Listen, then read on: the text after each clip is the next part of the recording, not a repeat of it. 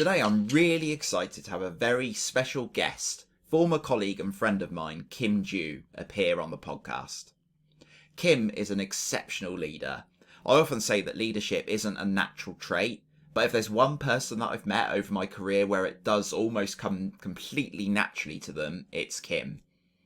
I saw Kim move from an SEO executive all the way to being head of SEO in the agency we work for with great success. So in this episode, we're going to be talking a bit about the transition from being an individual contributor to the position of people management.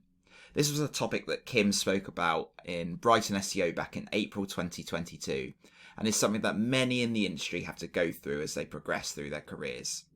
So I hope you enjoy our chat.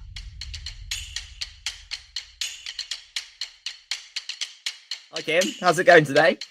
Hey, it's going good. So I always at the beginning of these podcasts ask my guests for a bit of information about themselves, just so you can kind of let everyone know about you, and also a random fact that people might not know about you as well. All right. So I guess I'll start a bit with my educational background. So I graduated with a business degree, finished that quite a long time ago now. It's crazy how much time has passed. I think it was 2013. And then I jumped into a role within a large city council within New Zealand, where I was doing marketing, general marketing, really good experience in terms of learning about every traditional facet of marketing. But then I decided to move to the UK, and I entered this world where essentially you could enter a ton of different fields of marketing. There was everything from PPC to being in things like SEO. And I found a company within the area that I moved to called Blu-ray. And I decided to take on an SEO executive position there. And I stayed there for 6 years. Over that time, was promoted a few times. And then I left as the head of SEO. More recently, I've been taking a bit of a break. I've been traveling a wee bit. I've been finishing off my master's degree in computer science. And then I'm entering a role in the next coming months. So that's a little bit about me. In terms of a random fact, this question's always really hard. Sorry about that. I guess, one thing that's a little bit random is I keep a daily diary, but I keep it on a spreadsheet, and I have done that since the beginning of last year. It's really handy if I ever want to look at what I was ever doing one day, but for the most part, it's just a way of keeping things minimal, keeping things online, and making sure that I'm not sort of building out a ton of, I guess, physical things in my life that I don't need, like a physical diary. Amazing. So is it just literally a record of what you've done on that day, or does it go deeper than that? Yeah, I initially started saying, I don't want this to be an overwhelming thing, because actually keeping a daily diary can actually be, it can be a pain. You get to the end of the day, you're tired, and you're like, oh gosh, I've got to write in that diary. And it can be really taxing. And I think, ultimately that's what keeps people from keeping a daily diary. So I just said, I only have to write one line at a minimum. And that one line has to be the main thing I did that day. So today it might be, recorded a podcast with Sean Butcher. But yeah, usually it's one line, but some days I'll build out, a whole story as something particularly interesting happened. I did try getting into journaling earlier in the year, and I probably lacked the discipline to keep up with it. But that would be a nice thing to look back on, I reckon, just a good record of everything you've done and kind of achieved over time. I like that idea. Yeah, I mean, you think that some days though, I'm like, or I look back at the months gone, I'm like, oh god, I had a really boring month. But it's also entices you to make your month a little bit more interesting. Cool. All right. So it's probably worth me saying, for everyone that may not know that might be watching or listening to this, that we've worked together, right? In the past. I saw you come into Blu-ray and saw your, incredible journey to kind of, like you say, you joined as an SEO executive and moved up through the ranks and ended up as head of SEO. And it was, amazing to kind of see that progression. And I guess today we're talking a lot about that transition from being an individual contributor to getting to the point where you're managing and leading teams. I guess what was it during that time that you're in that role that sparked that interest in leadership and managing others? And could you talk a little bit about the journey that you took to get to that point? For sure. Yeah. I mean, just going back on what you were saying, you were my line manager, and obviously I learned a lot from you over that time, which has gone into my own leadership style. But yeah, when I look back on my experience stepping into people management and leadership, I didn't necessarily have a strict agenda to step into those roles. In the context of a business anyway. Obviously there's things that happen outside of your life. You're part of different sports groups, you're part of different teams that are recreational activities where you get the chance to step into somewhat leadership. But in the context of business, I didn't really have a strict agenda. And I think things just happened in really small steps over time at Blue Array. So if I think about the general setup of an agency, or at least the agency that we were in, is we had a growing team that eventually got really big, and while people, I guess, approached their roles slightly differently, their function was quite similar in that you were trying to do SEO. And I think the thing about being an SEO expert is you get slightly better and better at it as the years go on, and then there's people that can learn from you, and naturally that puts you into a position of leadership. It doesn't put you in a position where you're necessarily good at managing people, but I think the good thing about SEO and account management is you have to have those people skills because you're dealing with lots of stakeholders, and it's a really good team environment in that you're really trying to help each other, and naturally you gain people management skills that way. And I think that's what ultimately happened to me. So when I was an SEO executive, I wasn't managing anyone, but I was managing my clients. And then I stepped into the role of SEO manager, and I had a really great SEO executive that I was managing at the time, and they learned a bit from me. And then I think, Sean, you probably saw that worked well. Okay, let's add someone else to Kim's team. And then naturally I had a few more people sitting beneath me. So over my time in my last position, I was managing anywhere from one person at the minimum up to, I think it was about 7 people at the maximum. So it was a really busy time. I've talked to quite a few people now on the podcast about whether, everyone is suited to being a manager of people. And I'd actually never really thought about that approach, actually, of if you're managing clients and you're having to have that human interaction and building relationships with them, that actually maybe you do have those abilities and skills to manage other people as well. So is that kind of what you would tend to say to people then that are dealing with clients day to day? Yeah, I would say that it definitely gives you the right communication skills, but obviously when you're managing a person, the way you're approaching that relationship is a lot different, because I guess your goals or your objectives of managing someone are completely different to your goals or objectives of managing a client account. And that the client account's all about, I guess, at the end of the day, helping the client achieve their goals, which are related often to revenue. But when you're managing a person, those objectives are a lot different. They have very different I guess, needs compared to a client. But ultimately, you do build really strong foundational skills that I think can help you in that transition towards people management.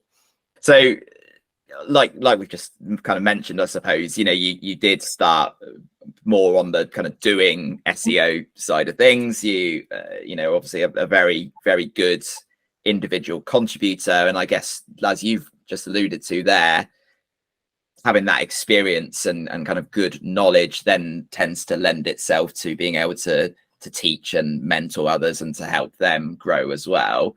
Are there things that you've had to, I guess, adapt as perhaps more of your responsibilities kind of transitioned to leadership and people management, and less so on the kind of individual contributor side of things?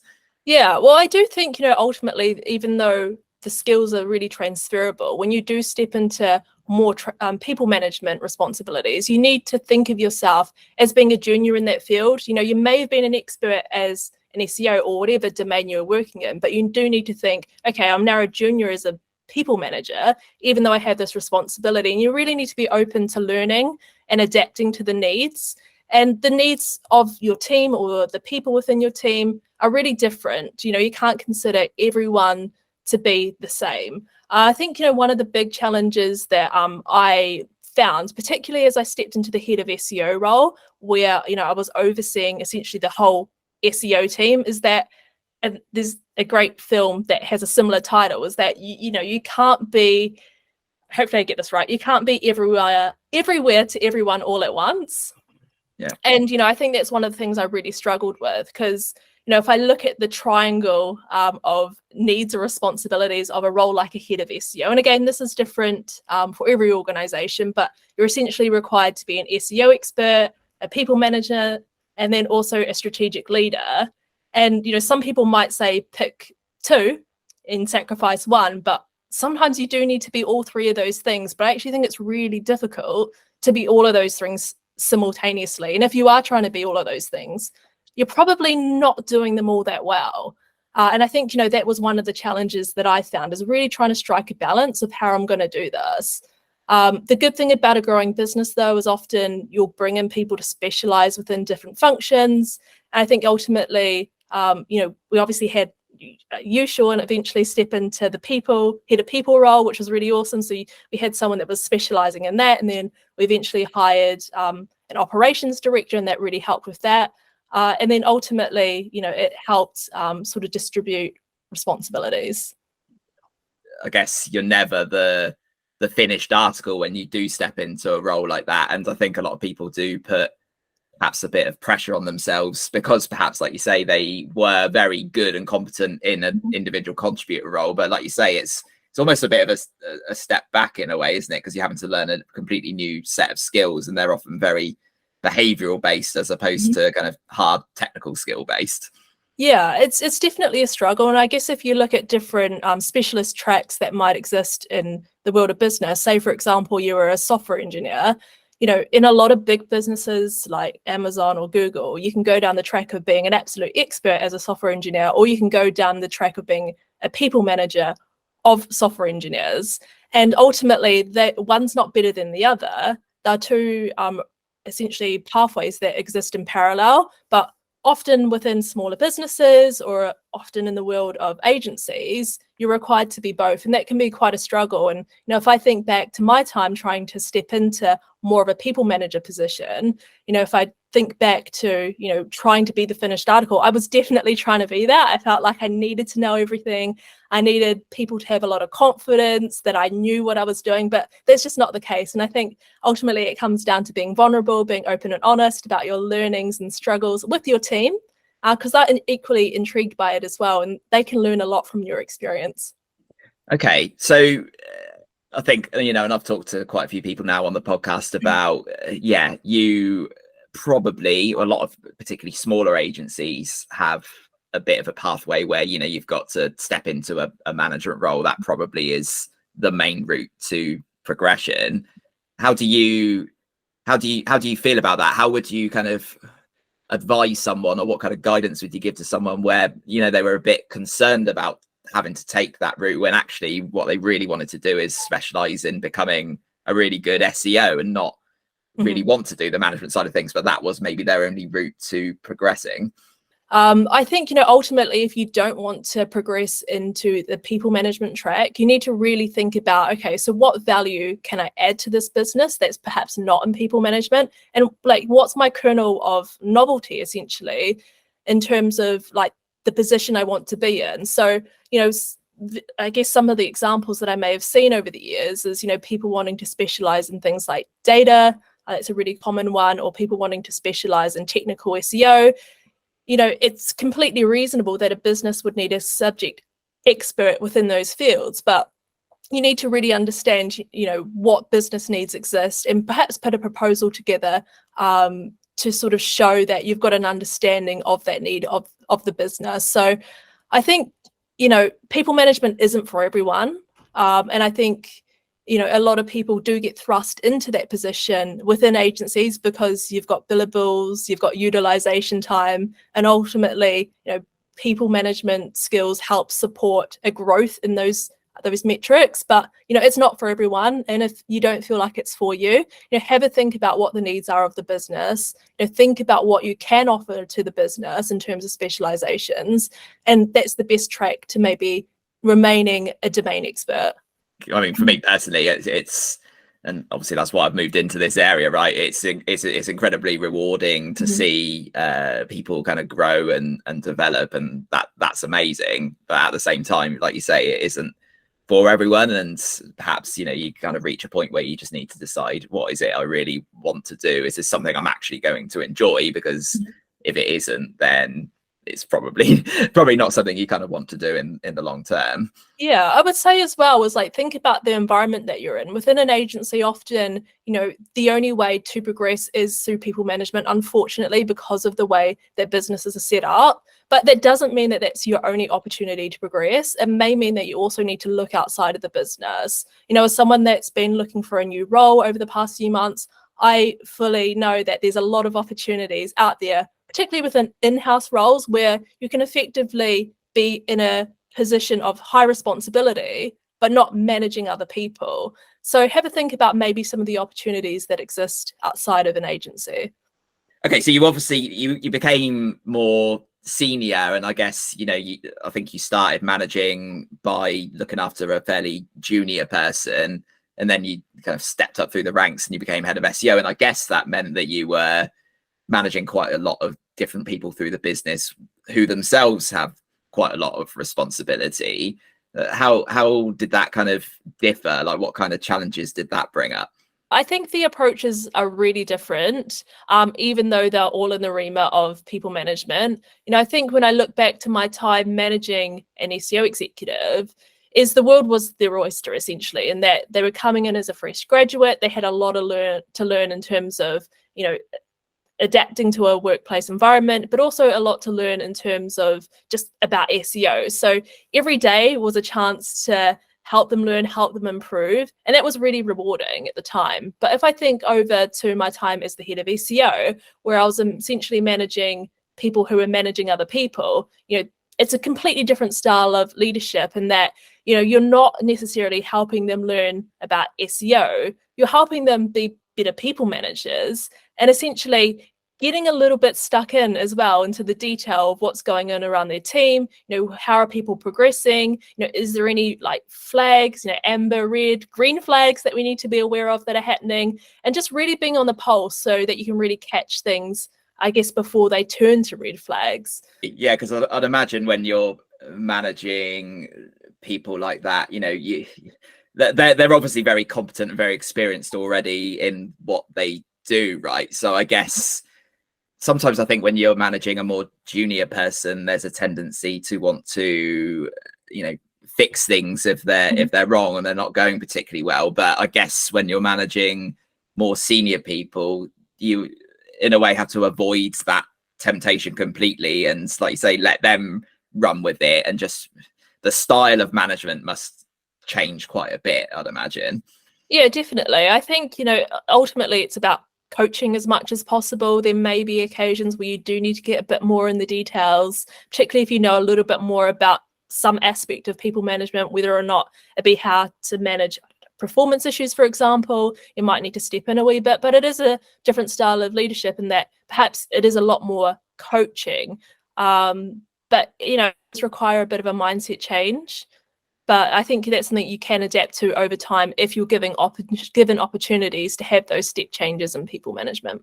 I think that comes back to that continuous learning, doesn't it? And you don't have all of that experience, and you don't have all of the answers straight away. But the more that you do it, the more that you kind of get used to having to deal with those types of situations. Like you can learn the fundamentals, but it's not sometimes until you get out there and practice and have those real world experiences that you really start to understand what it is that you need to do in those situations, right? Yeah, for sure. And I do think, ultimately the way I learned is, I saw how other people managed other people, whether or not it was you or, the founder or different, leaders within the team. And I took what I could from those different styles of management and made my own. And, when I'm managing, sub-team leaders, I want them to find their voice as a leader as well and find their leadership style. So, that was something that I always kept in mind when, it did come down to coaching the people that were my direct reports when I was head of SEO. Yeah, definitely. Big fan of coaching, so I agree with that. I always talk to people I talk to on the podcast about themselves and looking after themselves, because as we know, being a leader, other people, being in that position where sometimes it feels like you have to be everywhere all at once, like you say, it's stressful and it's difficult, right? So what kinds of things have you done yourself to kind of look after your own well-being, I suppose? Yeah, I think, if I think back to when I did step into like the head of SEO role, it was a really challenging time, and the fact that we were transitioning into remote work because of the pandemic. So that was a really interesting time. And I think, this question that you've just asked, there was a lot of things I had to do in order to prioritize myself, going through that stressful time, particularly when you're spending a lot of time, helping others also manage what was essentially a really mentally taxing time for a lot of people. I think for me, ultimately, it came down to making sure that I had some things going on outside of work that meant I had a bit of balance and also had different outlets to essentially channel my energy as opposed to just ultimately work.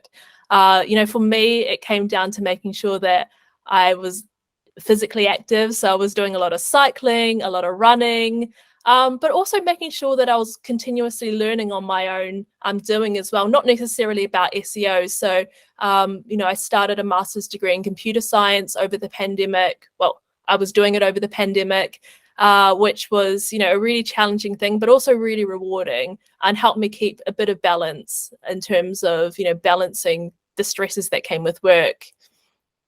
Yeah, cool. I totally agree, and I think I've mentioned before, maybe a couple of Brightons ago when I spoke about burnout, having that balance and not letting work define you and who you are as a person, because I think when you are a leader of others, you do feel that huge responsibility, right? And it can sometimes feel all consuming, like that is your identity almost. But if you let it just become your identity, that's when you do start to run into that real stress, and potentially it affects your mental well-being, because that's all you kind of know. But having those outlets to do other things can help to provide that balance to you. Yeah, it puts things into context, but it's definitely something I still struggled with. If something bad happened at work, I could be sometimes thinking about it for weeks as to, maybe how I could have managed that situation differently or did better, if I were to do it again. So it was definitely something I still struggled with, but having a little bit of balance, having different outlets sort of manage that stress definitely helped. But I was definitely that person that would sometimes wake up in the middle of the night and I would think, oh my gosh, I need to do this, and I would send an email to myself just to make sure I remembered it in the morning. So I'm definitely still guilty of maybe not having that balance, but having other things going on just helped a little bit with managing that stress and making sure that you did have an identity, or I did have an identity outside of the workplace. Nice. Yes. And you run marathons as well, right? So that probably takes up quite a lot of time. Yeah, but you're faster than me, Sean. So Oh, that was in one race. no, you're doing awesome. Yeah. Try to anyway. Now to keep it up. I couldn't do a marathon though, I don't think. Oh, never say never. Never say never. I've entered the ballot again for London this year, but every time it's no, you're not successful. So I'll be praying for you.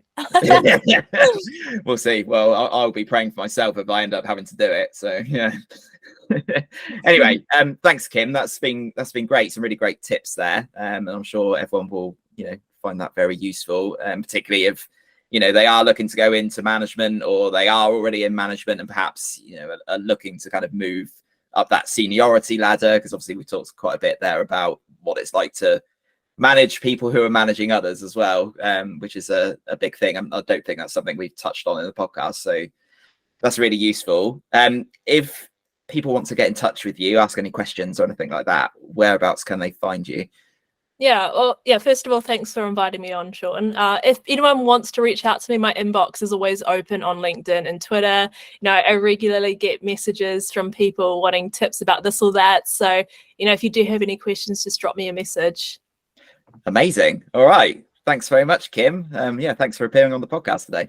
Yeah, thanks, Sean. Cheers. It was great catching up with Kim again with some really useful takeaways here. I really liked her advice on seeing yourself as junior again when you move into people management, and accepting that you have to be open to learning a lot in order to become successful in that type of role, and adapting your style to the different types of people or seniority levels that you manage.